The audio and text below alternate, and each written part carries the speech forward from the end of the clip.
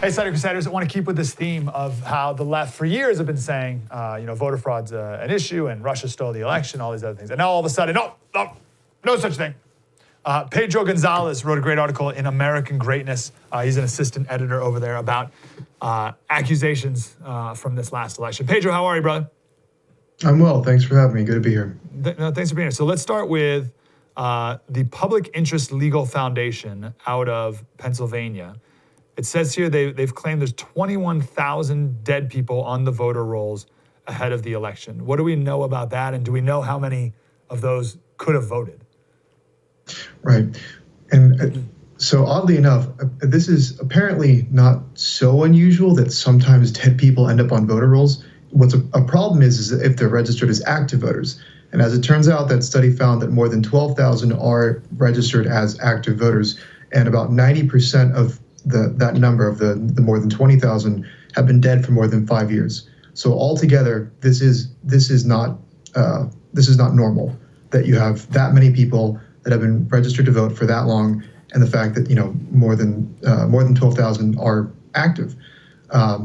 So this is an instance where I think anybody who cares about election integrity should be concerned. This seems to be kind of deliberate. It's hard to make a mistake of this kind of scale, or it's just remarkably incompetent. Yeah. What does active mean? Does that mean they voted in the most previous elections? I think so. Yes. Yeah. Yeah. Because again, it's not so. Sorry. Go ahead. I was going to say. So what was that? What would that look like? So is that like paint the picture for me? So does that mean, especially in this election, a dead person? A ballot gets mailed out for a dead person and it ends up at somebody's house and they just take it and vote on behalf of that person? Is that what that looks like? I think I'm assuming, yes, that someone basically just fills out a ballot on behalf of someone who is deceased and then just turns that in and hopes no one notices. So, is there a way to catch it this election? We were talking about Dick Morris earlier saying that they're making phone calls to everyone over a certain age right? So. Right. Can these votes be overturned if proven that they're dead?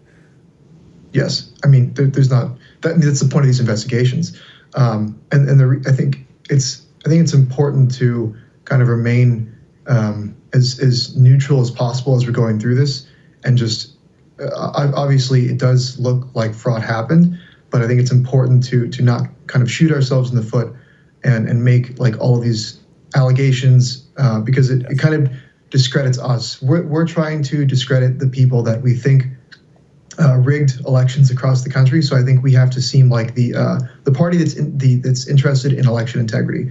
I think that's the purpose of these investigations is to figure out what went wrong and hold people accountable so this doesn't happen again in the future. Wow, that was deep and insightful. I want more of that. Like, subscribe, get more.